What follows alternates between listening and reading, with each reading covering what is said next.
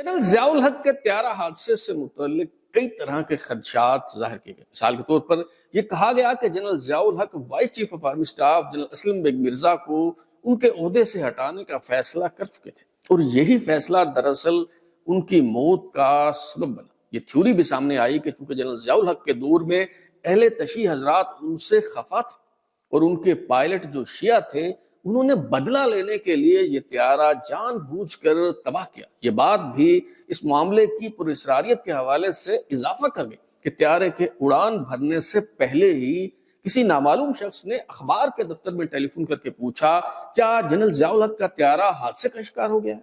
इसी तरह जिन अफराद ने भावलपुर में जनरल ज़ियाउल हक को आमों की पेटियों का तोहफा दिया था उन्हें भी शक के दायरे में खड़ा किया गया, मगर ये गुत्थी ना सुलझाई जा सकी। ये हादसा था या फिर साजिश? इस हवाले से तराजू की मिस्ट्री सीरीज में शुरू किए गए नए सिलसिले की दूसरी किस्त में आज हम यही खोज लगाने की कोशिश करेंगे। मैं हूं बिलाल गौरी और आप देख रहे हैं तराजू।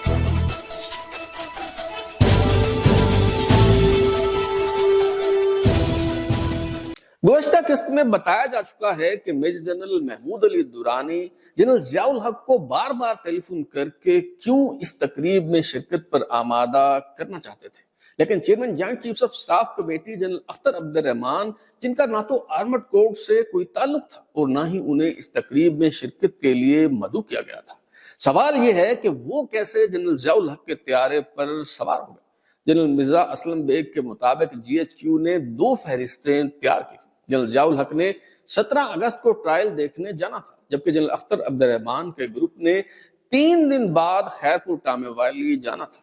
एक दिन पहले यानी 16 अगस्त को जनरल अख्तर अब्दुर्रहमान का गोल्फ कोर्स में जनरल मिर्जा असलम बेग से आमना सामना हुआ तो उन्होंने शिकवा किया कि उन्हें पहले ग्रुप में क्यों नहीं रखा गया। जनरल बेग ने कहा कि असूलन सब सीनियर अफसरान एक जहाज में सफर नहीं करते, यही वजह है कि उन्हें अलग ग्रुप में रखा गया। हकीकत यह है कि जनरल ज़ियाउल हक बाज ऐसे अहम फैसले कर चुके थे जिनकी भिनक पड़ने की वजह से न सिर्फ उनका त्यारा तबाह हुआ बल्कि जनरल अख्तर अब्दुर्रहमान ने भी आखिरी वक्त में अपना नाम पहले ग्रुप में शामिल करवाकर इस त्यारे पर सवार होने का फैसला किया। एजाजुल हक का दावा है कि जनरल ज़ियाउल हक एक नया सेटअप लाने का फैसला कर चुके थे। गुलाम मुस्तफा जतोई को अबूरी वज़ीर-ए-आज़म बनाने का फैसला किया गया था। 17 अगस्त 1988 की शाम बहावलपुर से वापसी पर उनकी गुलाम मुस्तफा जतोई से मुलाकात तय थी और 26 अगस्त 1988 को उन्होंने बतौर वजीर आजम हलफ उठाना था। सिर्फ यही नहीं बल्कि जनरल असलम बेग मिर्जा, जिन्हें साबिक वजीर आजम मोहम्मद खान जुनेजो के इसरार पर जनरल ज़ियाउल हक ने बादले नाखास्ता vice chief of army staff बनाया था, उन्हें हटाकर CGS लेफ्टिनेंट जनरल मियां मोहम्मद अफजाल को vice chief of army staff बनाने का फैसला किया जा चुका था। मंसूबा यह था कि जनरल असलम बेग मिर्जा को chairman joint chiefs of staff committee तैनात करके बेख्तियार कर दिया जाए। ब्रिगेडियर इम्तियाज, जो बाद अज़ां ऑपरेशन मिडनाइट जैकल्स के हवाले से ब्रिगेडियर इम्तियाज बिल्ला के नाम से मशहूर हुए, उन्होंने जनरल अख्तर अब्दुर्रहमान को इन मुतवक्के फैसलों से मुतल्लिक रिपोर्ट दी और मशवरा दिया कि जनरल ज़ियाउल हक के साथ सफर करके वो इस फैसले को तब्दील करवाने की कोशिश करें। चुनांचे जनरल अख्तर अब्दुर्रहमान ने आखिरी वक्त में फहरिस्त तब्दील करवा के अपना नाम शामिल कर। एक और हैरान कुन और नाकाबिले फहम वाकया ने भी इन खदशात को तकवीत दी कि जनरल ज़ियाउल हक के त्यारे को तखरीबकारों ने तबाह किया है। 17 अगस्त 1988 को दोपहर 2 बजे जब जनरल ज़ियाउल हक भावलपुर में मौजूद थे और उनकी वापसी के सफर में बहुत देर थी तो एक अखबार के एडिटर को गुमनाम टेलीफोन कॉल मौसूल हुई। उसमें सवाल किया गया, क्या जनरल ज़ियाउल हक का त्यारा किसी हादसे का शिकार हो गया है? इस नामालूम टेलीफोन कॉल के 2 घंटे बाद ही पाक 1 गिरकर तबाह हो गया। बहरहाल इस हवाले से तफ्तीश का आगाज हुआ तो बहावलपुर के मेयर और सूबाई वजीर, जिन्होंने आम की पेटियों का तोहफा दिया था, उन्हें गिरफ्तार कर लिया गया। विंग कमांडर मशहूद हसन के भाई स्क्वाड्रन लीडर नोमान फारूकी और फ्लाइट लेफ्टिनेंट साजिद हुसैन के अहले खाना से भी तफ्तीश की गई। मजमूई तौर पर 80 अफराद को शक की बुनियाद पर गिरफ्तार किया गया, लेकिन इल्जामात साबित न होने पर इन सब को रिहा कर दिया गया। ज़ियाउल हक का त्यारा तबाह होने की तहकीकात के लिए पाक फजाइया ने air commodore Abbas H Mirza की सरबराही में एक कमेटी तश्कील दी, जिसमें air commodore Muzammil Saeed, group captain Sabahat Ali मुफ्ती और ग्रुप कैप्टन जहीरुल हसन जैदी शामिल थे। پاک بحریہ کے سربراہ ایڈمرل افتخار سروہی، جنہیں جنرل اختر عبد الرحمان کی موت کے بعد chairman joint chiefs of staff committee بنا دیا گیا، وہ اپنی خود نوشت ٹروتھ نیور ریٹائرز کے صفحہ نمبر 342 پر لکھتے ہیں کہ ایک میٹنگ کے دوران ایئر چیف مارشل حکیم اللہ درانی نے صدر غلام اسحاق خان سے دریافت کیا کہ کس طرح کی رپورٹ درکار ہے۔ اس سے پہلے کہ صدر غلام اسحاق خان جواب دیتے، میں نے ان کے سوال پر سوال اٹھاتے ہوئے کہا کہ بس جو بھی سچ ہے اسے سامنے آنا چاہیے۔ صدر غلام اسحاق خان نے میری بات سے اتفاق کیا۔ پاک فضائیہ نے ایئر کموڈور عباس اچ مرزا کی سربراہی میں جو انویسٹیگیشن بورڈ تشکیل دیا تھا، اس کی رپورٹ 16 اکتوبر 1988 کو سامنے آئی۔ مکمل رپورٹ تو پبلک نہ کی گئی، البتہ جو 35 صفحات ریلیز کیے گئے ان میں بیان کردہ حقائق ہی بہت دھماکہ خیز تھے۔ پاک 1 کے ملبے سے 2 گھڑیال برآمد ہوئے جن کی سوئیاں 3:51 پر رکی ہوئی تھی۔ انویسٹیگیشن کے دوران تمام امکانات کا جائزہ لیا گیا۔ سب سے پہلے اس مفروضے پر غور کیا گیا کہ کیا زمین پر گرنے سے پہلے ہی C-130 طیارے میں آگ لگ چکی تھی۔ عینی شاہدین جنہوں نے طیارے کو گرتے ہوئے دیکھا، ان کے بیانات کے مطابق طیارے کو آگ زمین پر گرنے کے بعد لگی۔ جہاز فضا میں پھٹ جانے کی باتیں محض کیا سارائیاں ثابت ہوئی۔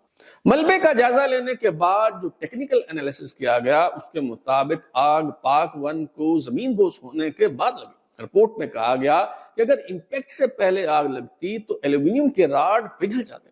مرنے والوں میں سے امریکی فوجی مشن کے سربراہ بریگیڈیئر ہربرٹ واسوم کا پوسٹ مارٹم ہوا تو پتہ چلا کہ ان کی سانس کی نالی میں راکھ یا کاربن کے کوئی ذرات نہیں تھے، یعنی نہ تو دوران پرواز جہاز میں آگ لگی اور نہ ہی طیارہ گرنے کے بعد ان کی موت واقع ہوئی، بلکہ وہ پہلے ہی وفات پا چکے۔ انویسٹیگیشن کے دوران اس پہلو پر بھی غور کیا گیا کہ کیا C-130 طیارہ کسی قسم کی فنی خرابی کے باعث حادثے کا شکار ہوا۔ پتہ چلا کہ آخری وقت تک نارمل الیکٹرک پاور دستیاب تھی اور تمام الیکٹرانک کمپوننٹ ٹھیک کام کر رہے تھے۔ پروپیلرز میں کسی قسم کی خرابی نہیں تھی، فیول پمپ درست حالت میں تھا، تمام انجن کام کر رہے تھے، کسی قسم کے میل فنکشن کے آثار نہیں ملے، طیارے کی رفتار بالکل نارمل تھی، جہاز کا لینڈنگ گیئر ڈاؤن نہیں تھا بلکہ اپ اور لاک تھا۔ یہ شک بھی ظاہر کیا گیا کہ شاید جہاز کے ایندھن میں کسی قسم کی ملاوٹ یا گڑبڑ کر دی گئی جس کے باعث طیارہ گر کر تباہ ہو گیا۔ لیکن چکلالہ ایئر بیس سے جس فیول ٹرک سے پاک 1 کی ریفیولنگ کی گئی تھی اس کا سیمپل لے کر لیبارٹری بھیجا گیا، مگر کسی قسم کی کنٹامینیشن کے شواہد نہیں ملے۔ جس روز جنرل ضیاء الحق کا طیارہ حادثے کا شکار ہوا اس روز موسم تو صاف تھا، مگر انویسٹیگیشن کے دوران اس حوالے سے بھی جائزہ لیا گیا کہ کہیں انسانی غلطی کے باعث یہ حادثہ پیش نہ آیا۔ پائلٹ مشہود حسن اور کو پائلٹ سجاد حسین کے پروفائل دیکھے گئے اور باریک بینی سے یہ سمجھنے کی کوشش کی گئی کہ کہیں وہ کسی قسم کے ذہنی تناؤ یا دباؤ کا شکار تو نہیں تھے، یا پھر ان کی زندگی میں کسی قسم کا کوئی غیر معمولی واقعہ یا حادثہ تو پیش نہیں آیا تھا جو ان کی شخصیت پر اثر انداز ہوا ہو، یا پھر ان کی کسی غلطی اور کوتاہی کے باعث طیارہ تباہ ہوا۔ ان تمام امکانات کا جائزہ لینے کے بعد انہیں مسترد کر دیا گیا، کیونکہ پرواز ٹیک آف یا لینڈنگ کی کریٹیکل سٹیج پر نہیں تھی، جہاں پائلٹ یا کو پائلٹ کے کسی غلط فیصلے یا ناقص مشاہدے کی وجہ سے حادثہ پیش آتا۔ چونکہ C-130 بنیادی طور پر ایک کارگو طیارہ ہے جس میں ایک VIP کیپسول فٹ کر کے اسے استعمال میں لایا جاتا ہے، اس لیے ایک تھیوری یہ بھی تھی کہ شاید سٹرکچر فیلئر کے باعث جہاز گر کر تباہ ہوا، جہاز دوران پرواز ہی ٹوٹ گیا ہو۔ مگر انویسٹیگیشن کے دوران پتہ چلا کہ امپیکٹ سے پہلے پاک 1 کا ایئر فریم سٹرکچر انٹیکٹ تھا۔ C-130 طیارے کو نہایت محفوظ اور قابل اعتماد خیال کیا جاتا ہے کیونکہ اس میں 2 مختلف طرح کے ہائیڈرولک سسٹم ہوتے ہیں، ایک بوسٹر کنٹرول کہلاتا ہے جبکہ دوسرا یوٹیلٹی کنٹرول سسٹم۔ یہ ایک دوسرے سے بالکل آزاد ہوتے ہیں، یہاں تک کہ ان دونوں کے ہائیڈرولک پمپ بھی الگ الگ ہوتے ہیں، یعنی اگر ان دونوں میں سے کوئی ایک کسی خرابی کے باعث کام کرنا چھوڑ دے تو دوسرا ایلیویٹر کنٹرول کا لوڈ مکمل طور پر اٹھا سکتا ہے، اور پھر اگر ہائیڈرولک فلوئڈ مکمل طور پر ختم ہو جائے تو بھی طیارے کو مینولی کنٹرول کیا جا سکتا ہے۔ یہ جاننے کے لیے کہ ہائیڈرولک یا میکینیکل سسٹم میں کسی نقص کے باعث یہ حادثہ تو پیش نہیں آیا، پاک 1 کے ایلیویٹر بوسٹر پیکج کو الگ کر کے معائنے کے لیے امریکہ بھجوایا گیا۔ طیارہ حادثے کے حوالے سے جب یہ سب امکانات ایک ایک کر کے مسترد کر دیے گئے تو پاکستان ایئر فورس کا انویسٹیگیشن بورڈ اس نتیجے پر پہنچا کہ پاک 1 کی تباہی تخریب کاری کا شاخسانہ ہو سکتی ہے۔ اس حوالے سے ایک تھیوری یہ تھی کہ شاید اس طیارے کو نشانہ لے کر تباہ کیا گیا ہو۔ اگر ایسا ہوتا تو طیارے کے ملبے میں سے ایکسپلوسیو آرڈیننس پایا جاتا، لیکن جب سیمپل لے کر لیبارٹری بھیجا گیا اور رپورٹ آئی تو معلوم ہوا کہ دھماکہ خیز مواد یا ملٹری آرڈیننس کے فریگمنٹس یا کمپوننٹس نہیں ملے۔ گویا یہ بات طے ہو گئی کہ پاک 1 کو کسی راکٹ یا میزائل سے نشانہ نہیں بنایا گیا۔ اگر یہ سب نہیں ہوا تو پھر سیبوٹاج کے لیے آخر کیا طریقہ اختیار کیا گیا؟ انویسٹیگیشن بورڈ کے مطابق ایسا 3 طرح سے ہی ممکن تھا۔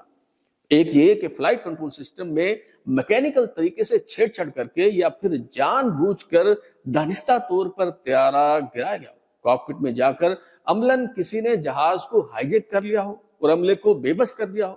یا پھر تیسرا آپشن یہ ہے کہ کسی مجرمانہ کارروائی کے ذریعے پائلٹ اور کو پائلٹ کو بے ہوش کر دیا گیا۔ ان 3 آپشنز میں سے بھی پہلے امکان کو اس لیے مسترد کر دیا گیا کہ دستیاب شفائد کی روشنی میں فلائٹ کنٹرول سسٹم میں ٹیمپرنگ کے کوئی آثار نہیں ملے۔ تو کیا کسی ہائی جیکر یا تخریب کار نے کاکپٹ میں جا کر اس جہاز کو زمین بوس کر دیا، یا پھر دونوں پائلٹس میں سے کسی ایک نے خودکش حملہ کر کے C-130 طیارے کو تباہ کر دیا؟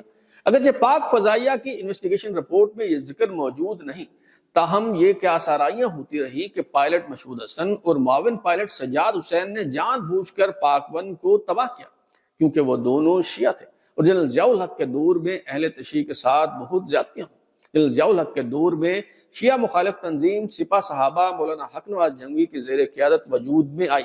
دیوبندیت اور وہابیت کو فروغ ملا۔ یہ افواہ پھیلائی گئی کہ گلگت میں اہل تشیع لڑکوں نے سنی لڑکیوں کے ساتھ زیادتی کی، اور پھر چلاس، کوہستان اور دیگر علاقوں سے مسلح جنگجوؤں کے لشکر گاڑیوں میں بھر کر یہاں لائے گئے۔ گلگت، کرم ایجنسی اور پارا چنار میں شیعہ مسلک سے تعلق رکھنے والے افراد کا قتل عام ہوا۔ کہا جاتا ہے کہ جنرل ضیاء الحق نے مبینہ طور پر اس وقت بریگیڈیئر پرویز مشرف کو اس خون ریزی کا ٹاسک دیا تھا۔ جنرل ضیاء الحق کے دور میں ہی اہل تشیع کو زکوٰۃ دینے پر پابند کیا گیا، اور پھر 5 اگست 1988 کو شیعہ مسلک کے ممتاز عالم دین علامہ عارف الحسینی کو قتل کر دیا گیا۔ تو ایک بار پھر جنرل ضیاء الحق کی طرف انگلیاں اٹھی۔ جنرل ضیاء الحق کی سیکورٹی ٹیم میں شامل کیپٹن ریٹائرڈ ماجد رضا گیلانی اور governor Khyber Pakhtunkhwa lieutenant general فضل حق کو قتل کے اس مقدمے میں نامزد کیا گیا۔ ٹرائل شروع ہونے سے پہلے governor Khyber Pakhtunkhwa lieutenant general فضل حق تو فوت ہوئے، البتہ پشاور کے ڈسٹرکٹ اینڈ سیشن جج فضل الرحمان خان نے سینٹرل جیل کے اندر دیگر ملزموں کا ٹرائل کیا۔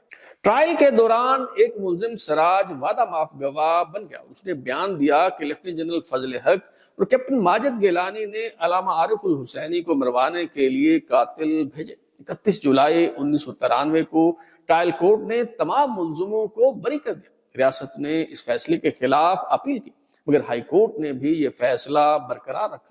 19 دسمبر 2011 کو پشاور ہائی کورٹ کا 2 رکنی بینچ، جو جسٹس دوست محمد خان اور جسٹس فصیح الملک پر مشتمل تھا، اس نے ٹرائل کورٹ کا ملزموں کو بری کرنے کا فیصلہ برقرار رکھا اور اس حوالے سے دائر کی گئی اپیل خارج کر دی۔ سابق آرمی چیف جنرل ضیاء الحق کی طیارہ حادثے میں پراسرار موت کے حوالے سے شروع کیا گیا یہ تحقیقاتی سلسلہ جاری ہے۔ آئندہ قسط میں اس حوالے سے مزید تہلکہ خیز حقائق بیان کیے جائیں گے۔ اب تک کے لیے اتنا ہی۔ بلال اوری کو اجازت دیجیے، پھر ملاقات ہوگی۔ اگر آپ اپنی رائے دینا چاہتے ہیں یا پھر کوئی تجویز تو ہمارا واٹس ایپ نمبر 0332841057 دستیاب ہے۔ اپنا فیڈ بیک دیں، لائک کریں، سبسکرائب کرنے کے بعد بیل آئیکن گھنٹی دبائیں اور دیکھتے رہیں ہمارا چینل ترازو۔